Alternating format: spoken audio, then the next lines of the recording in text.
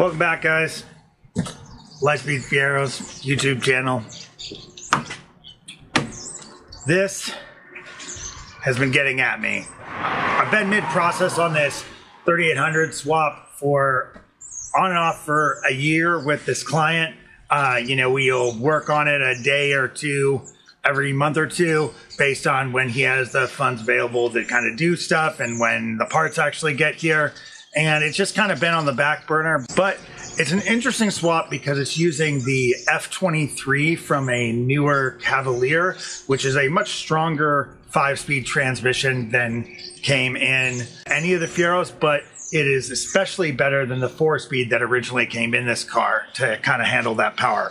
It requires a lot of adaptations though, including different front and rear transmount brackets and different linkage on top of the transmission, and also custom shift cables, as well as a hydraulic adapter because it uses an internal throwout bearing. Otherwise, the engine is a kind of standard 3800 swap with larger injectors and a 3.4 pulley, which is pretty identical to the 355 project that we did on the channel last year. So anyway, kind of have to look at what we've got going here. There are fuel send and return lines here. It looks like I am missing the clips on those. This is West Coast Fiero's dog bone bracket, which looks like I need to drill holes in the firewall right here in order to bolt up this piece of the bracket, reinforcing the firewall to actually take the rocking and actually become some sort of motor mount. There's a lot of like hoses to connect. In this case, this is the brake booster vacuum hose. We can actually put the coils in a really interesting spot with the West Coast belt configuration, which you haven't seen before. It looks like I'm going to be able to get the heater outlets right here. There's no alternator up here, so the coils, it looks like I'm going to make some sort of bracket and just hold them right here, and we can leave the battery in the stock location, which we couldn't do with the other swap because we have the coil pack, kind of right here. This is actually a Thean adapter, and then here is the other adapter on top of this transmission. We also used his mounts, but fair warning, if you're going to use Thean's mounts for the F23, they really are only designed for an 88. If you don't have an 88 like this one, you have to cut out a bunch of the cradle, which I had to do there to make clearance for the mount because there's a tie rod end attachment right there, and the cradle is different. You can see this has a hydraulic throwout bearing here. Also, I got to get regular coolant hoses connected and that kind of stuff. So it's fun. I decided we better get started. So here I am installing the bracket into the firewall. Well, got this hard mounted in here. That seems like a good attachment point for that motor mount. That's pretty cool. Lots more to do. Let's keep going. I need to get the coils hard mounted, and I think what I'm gonna use is some CAD. The old cardboard aided design. I need to make a flat bracket that is gonna maybe sleeve in on back here. I have some like thin metal.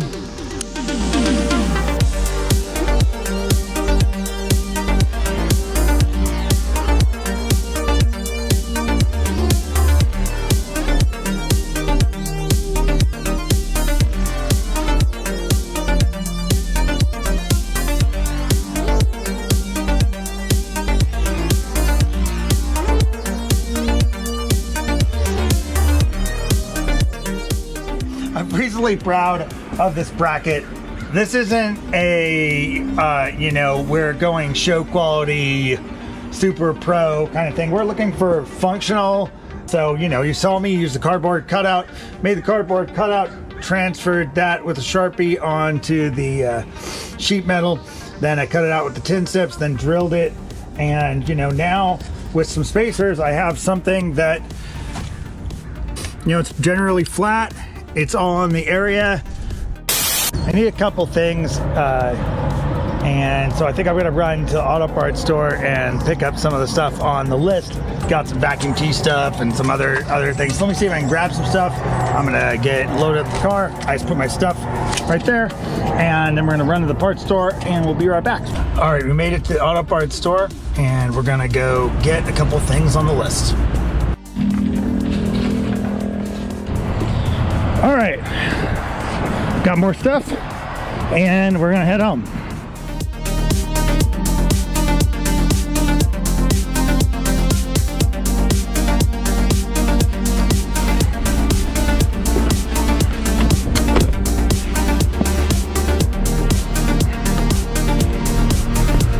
Woo! Even more stuff.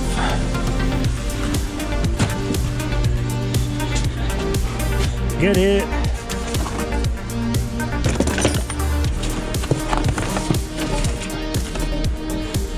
Vacuum line.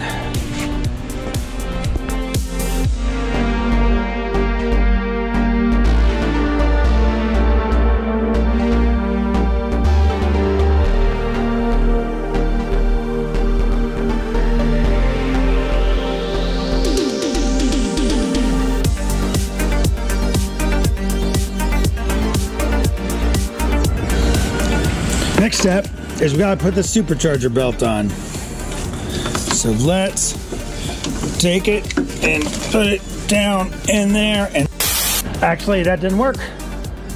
I'm missing some sort of pulley for the supercharger pulley. I didn't know that. Not a problem. Going to put some spark plug wires on and kind of custom fit them. So zip ties. Let's see what I can do with that.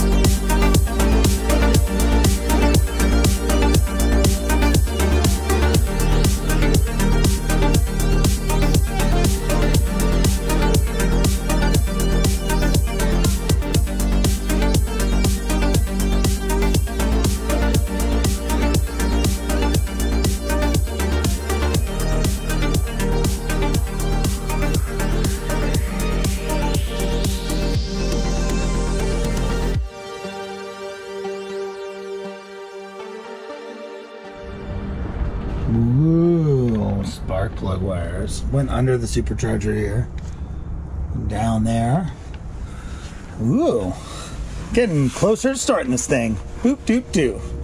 Yeah, and I even picked up a battery. Yeah, picked up the one with the go handle, you know. Gotta finish running some of the battery cables and stuff. Just connecting them up here. And there's got to be other things reasonable to why we can't start this thing, but I'll figure that out in a little bit. Well, I'm trying to connect the battery, and for some reason, when I connect the battery,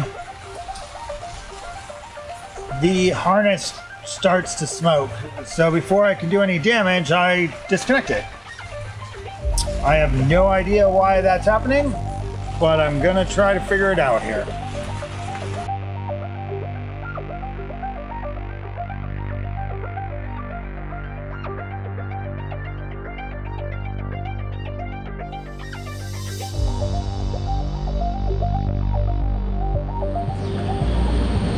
Okay, I did some troubleshooting and I found that there was a positive wire that was hitting the chassis, grounding out a little bit, and that was why it was sparking. So I don't think I've done any damage to the harness. I have put it back together in a different way, and now I think that it might even start, although I really have no idea. I've just checked to make sure that the computer powers on and that, you know, there's codes. There's a code for the manifold pressure sensor. There's no lights on the dash, and there's really no exhaust, so it's not going to run well, but I think it might start. So I think we should just try, see what happens here. Fingers crossed.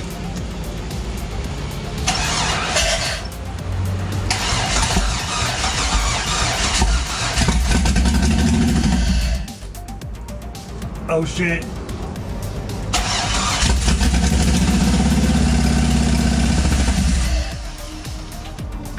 Nice.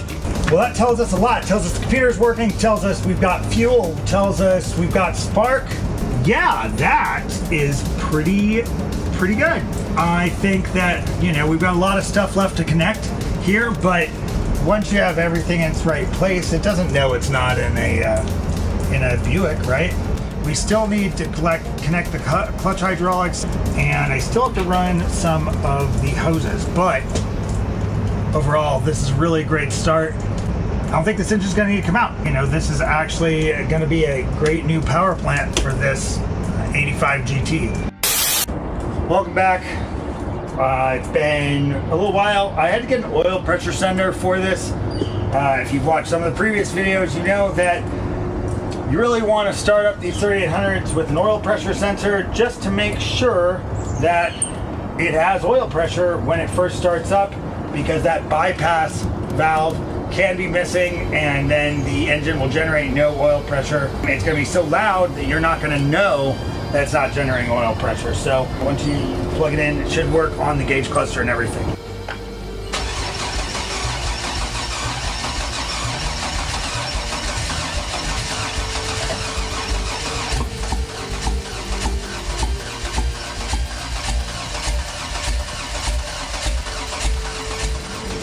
All right, I'm reading some oil pressure on there, so that's really good news. We've got some oil pressure, so we probably will be okay. I think we have a big vacuum leak. So, whenever doing a swap like this, you're probably gonna need some vacuum caps. You know, I just got a big box of them, miscellaneous sizes from the parts store. They're really useful for this kind of stuff. In this case, there's a huge vacuum line right here that I just want to not be screwed up.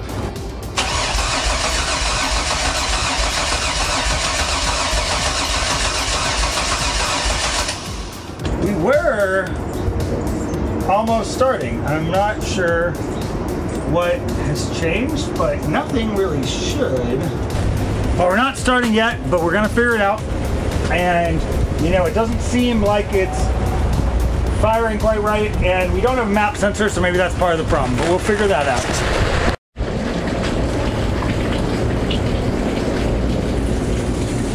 Sometimes it helps if you put gas in it. I don't think this has any gas in it. Also, the downhill angle, probably not the best either, even if it did have gas. We'll try that.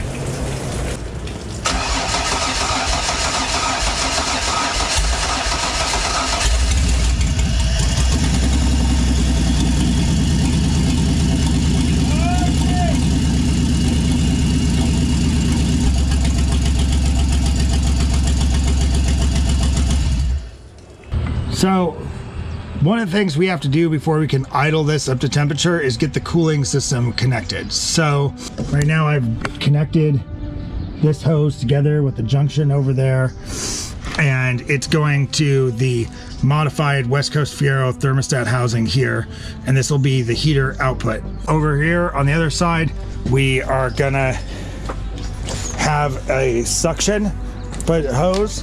And so this hose should suck the coolant in right there. Eventually we'll make that hose like a little bit less kinked, and we should be able to fill this up with coolant now. Right now I'm adding coolant. So far I haven't seen any leaks, and I'm burping air out of this. So, you know, I'm hoping the system holds water. That's always your hope when you're adding coolant into an old vehicle.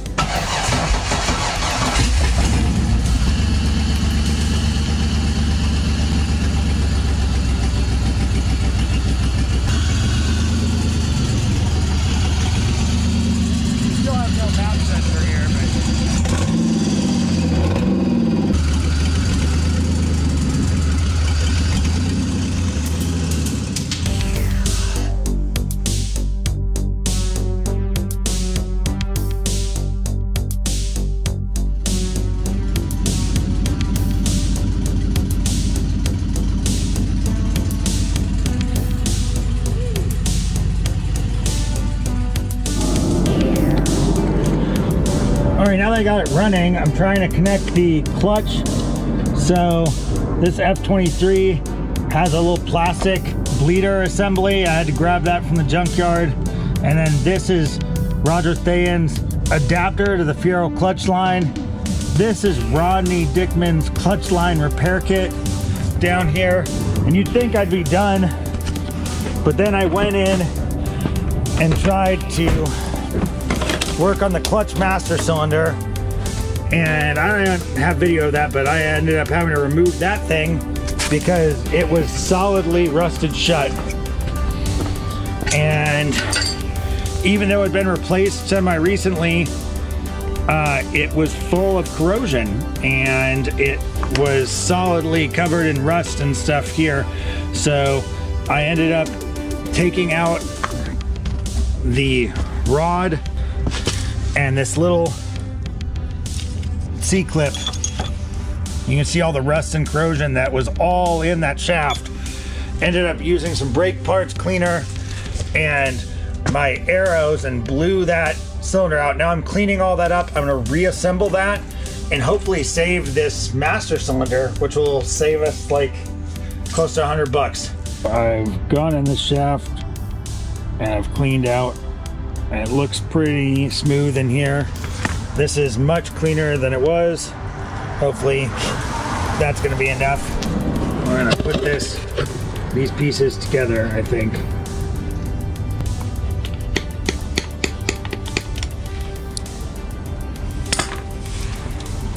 All right, let me put this guy on here and we're ready to go. Maybe this will work. Screwing this guy back on, gonna fill it with some fluid too. Are you wondering how somebody bleeds a clutch by themselves? Well, I opened the bleeder valve and then I put the straw into a container with some used brake fluid in there, and it will only be able to flow brake fluid back in. One man.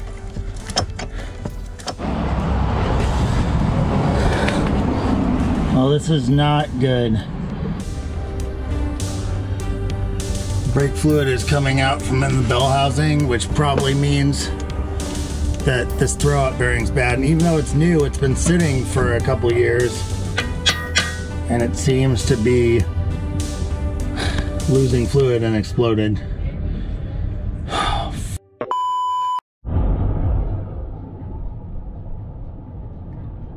Well, we're going up to go work on this thing.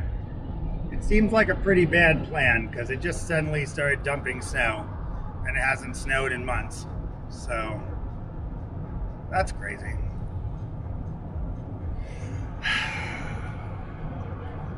Sure, we're gonna get a lot done. Well, we're back, pulling this back out to change that clutch release bearing that's leaking. And it certainly isn't what we want to be doing, but you know, these swaps are never as straightforward and as easy as you want it to be. So always go into that prepared and you'll actually complete it.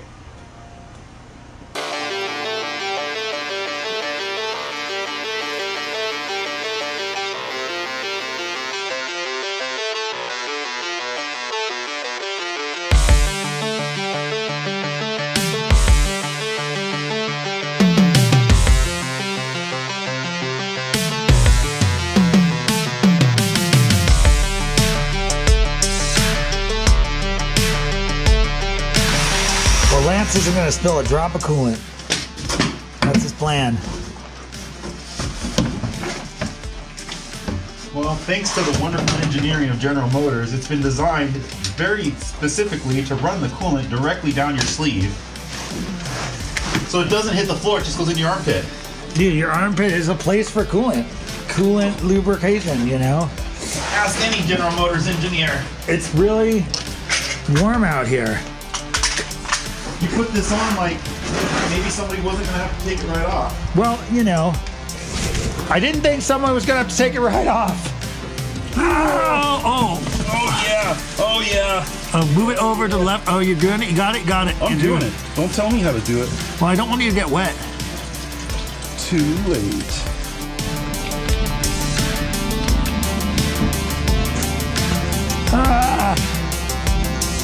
My hands are numb, but not covered in gasoline, which is a poor choice if this is your thing. It's just snowing. It's very cold. Might be a little bit sick. I have been having like chest pains today, which made everything just that much harder. But we're gonna keep going.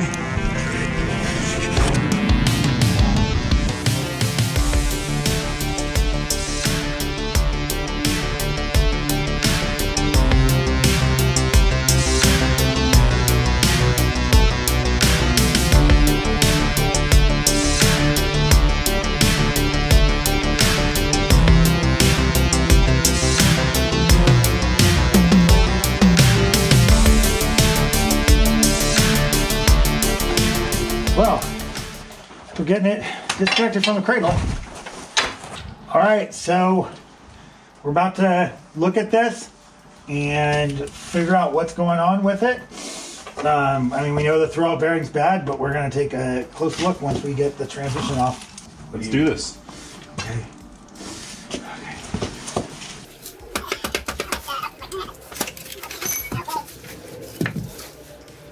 Why is it dry? Oh, it was like there's no other way for fluid to come down here. But why is it spicy? Like it's been, but I haven't, you know, put pressure in it for weeks. Yeah, for sure. So, you know, I think it's just dried out. It did puke out on you. Well, the weather's turned on us, and right now we've got the engine separated from the transmission down here, and I can see that the throwout bearing is leaking like I suspected. So we're gonna go put in a new one, but it can't happen today because it's starting to snow more here, and all the roads to my house, which is around an hour away, are covered in snow, and apparently there's traffic everywhere. It's just like, well, you know, it's getting dark, and you know, I don't want to be stuck out here and not be able to get home in the snow or something like that, or have an accident on the interstate. So we're gonna wrap up today, and we'll come back and throw this together. Oh no, we came back. It threatened to snow on us again today, but we're back. We're gonna put in this throwout bearing, the new one, and we're going to put everything back together, and hopefully we'll see this thing move under its own power. It doesn't have shift cables, but we should be able to put it in reverse or first and see that the transmission and everything is functional.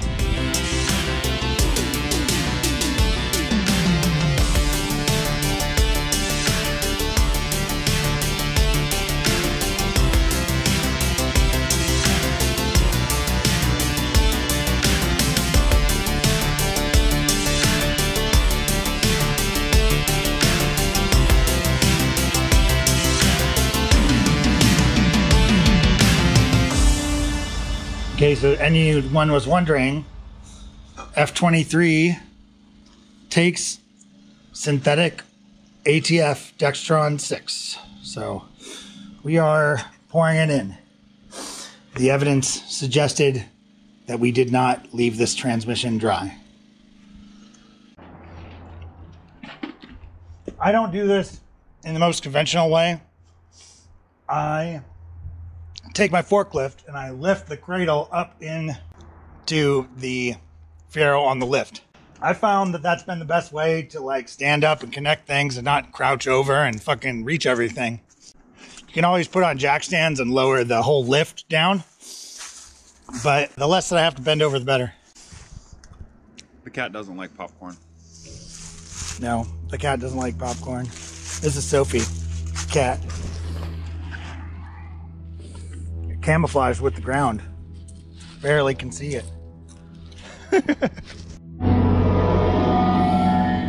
Well, sometimes you run out of propane in the forklift and you have a big tank, but you can't get it onto the forklift because you would need another forklift to do that. So we're just kind of got this side trailer. Otherwise we'd have to go to the gas station and try to fill. It's totally fine. Good.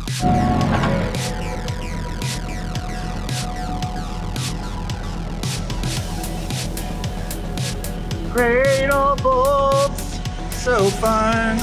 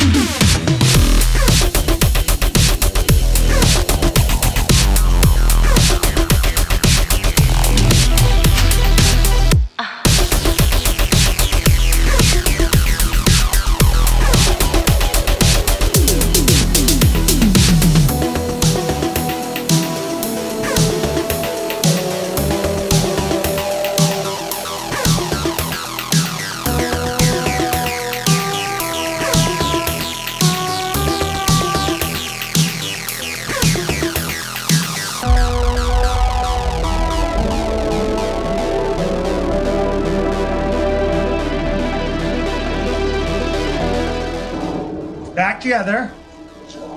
We're gonna add coolant, but I'm just gonna see if it starts.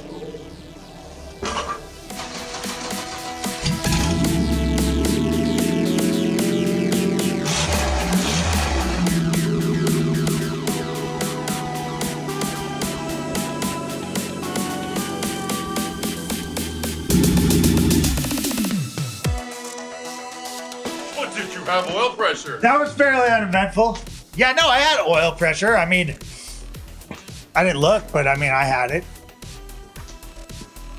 You never saw this. Why? Why? This is behind the scenes. Look, this is brand new coolant. It just hit this jug and a leaf fell in it. So now we're filtering it. Hold the funnel. Hold the funnel when you really have to go. Nope. When you want to go very slowly. All right, this is the true test. I have put the car in reverse. I don't have shift cables for it yet, so just put the car in reverse manually. I'm gonna push the clutch in. I'm gonna start the car. The car starts moving while the starter's going, then we don't have enough disengagement. If it doesn't, and then I release the clutch and we go in reverse, we are totally good. Let's just see what happens. Are you ready?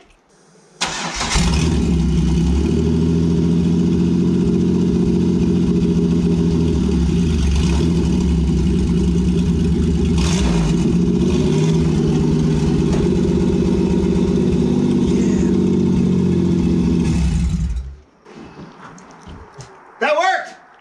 It was good. That's what we wanted.